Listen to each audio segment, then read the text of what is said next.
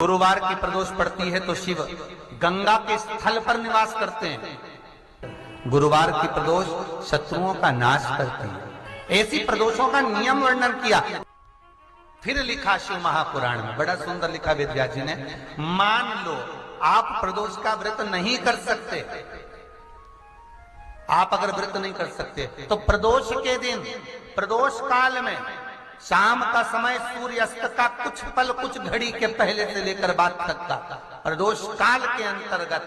आप शंकर जी के मंदिर में जाकर 1 लोटा पानी, 5 बेलपत्र भी अगर समर्पित करते हैं तो संपूर्ण प्रदोष का फल आपके भाग्य में प्रबल हो जाए। शिव महापुराण में शिव कथा कहती है, नंदी का एक पांव जो ऊपर होता है, आप लोगों ने दर्शन करे होंगे शंकर जी के मंदिर में नंदी के, तो नंदी का एक पांव उठा हुआ होता है, एक पांव नीचा की ओर होता है।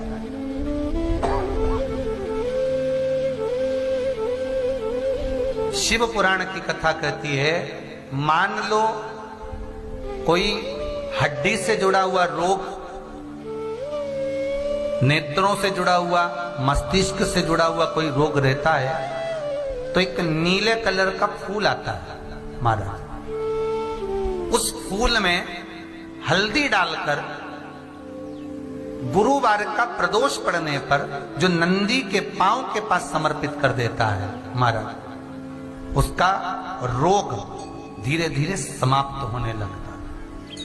लिंग पुराण कहती है कि नंदीश्वर भगवान के सामने जो पुष्प समर्पित करा जाता है उसको, ये तो लिखा था स्कंद पुराण और शिव पुराण। लिंग पुराण कहती है जो फूल आपने समर्पित करा उसको लाकर पानी की बाल्टी में डालकर आप स्नान भी कर सकते हो, उससे भी हड्डी के जितने रोग होते हैं उसमें आराम लगने लगे। जैसे कहीं शरीर नहीं चल रहा, हाथ झुन्न पड़ रहा है, हाथ काम नहीं कर रहा, हाथ में झुनझुनी आ रही है, कंपन आ रहा है, उसमें भी ये प्रयोग का पर होना चाहिए बृहस्पतिवार की प्रदोष। कौन से बार की? बृहस्पतिवार, गुरुवार की प्रदोष। प्रदोष के दिन यदि आपको कहीं से शमी पत्र मिल जाए, प्रदोष के दिन यदि कहीं से आपको शमी पत्र मिल जाए और प्रदोष काल में, प्रदोष का जो समय होता है, शाम का जो समय होता है प्रदोष काल, 4 प्रदोष 5 प्रदोष आप कर देखिएगा कि आपका कोई काम है, कोई नौकरी के लिए आप अप्लाई कर रहे हैं, कोई समस्या बड़ी विकट आ गई है, कोई तकलीफ विकट आ गई है, कोई समस्या विकट आ गई है, प्रदोष के प्रदोष काल में अगर एक शमी पत्र भी आप घर के शिवलिंग को, अब ये करने के लिए आपको मंदिर के शिवलिंग नहीं जाना, अपने घर में जो शिवलिंग, चाहे वो स्फटिक का हो, पारद का हो, कंकर शंकर का हो, लकड़ी का हो, जो शिवलिंग तुम्हारे घर में, कांच का हो,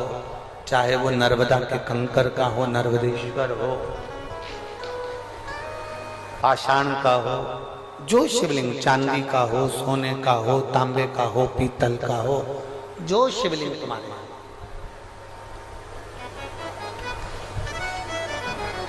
एक शमी पत्र यदि आप भगवान शंकर के शिवलिंग पर समर्पित कर रहे हो और उस शमी पत्र को उठाकर रात्रि को 9:15 की जो एक मुहूर्त होता है, एक समय होता है जिस समय पर हम अपने मन की बात भगवान शंकर को कहते हैं, पूर्व में भी इसका वर्णन हम कर चुके हैं कथाओं में। उस 9:15 पर वो शमी पत्र को उठाकर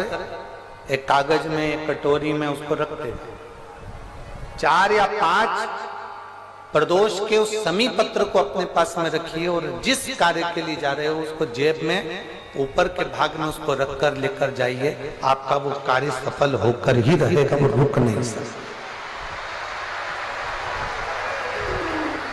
तो शमी पत्र में इतना बल होता है, प्रदोष का जो शमी पत्र होता है वो बड़ा बलवान होता है, बड़ा प्रदोष, शिवरात्रि, सोमवार, सोमवार की अष्टमी। प्रदोष भी हर महीने आती है, शिवरात्रि भी हर महीने आती है,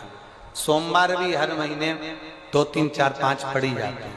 सोमवार की अष्टमी जरूर साल भर में 4 या 5 आती है। सोमवार, प्रदोष, शिवरात्रि, सोमवार की अष्टमी, ये वो तिथियां हैं, ये वो वार हैं।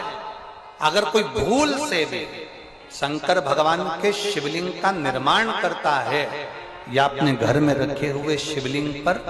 शमी पत्र को समर्पित कर देता है तो जिंदगी में उसका बाल बांका हो ही नहीं सकता।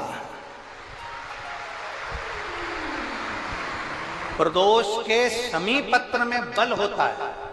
प्रदोष के शमी पत्र में। मैं सुनील जी को धन्यवाद दूंगा, आपको बहुत बहुत साधुवाद। ये 5 दिन की कथा में 22 तारीख को प्रदोष पड़ रहा है और बाबा की कृपा है आप पर, जो ये प्रदोष के समय पर भी कथा चल रही है। कथा का समापन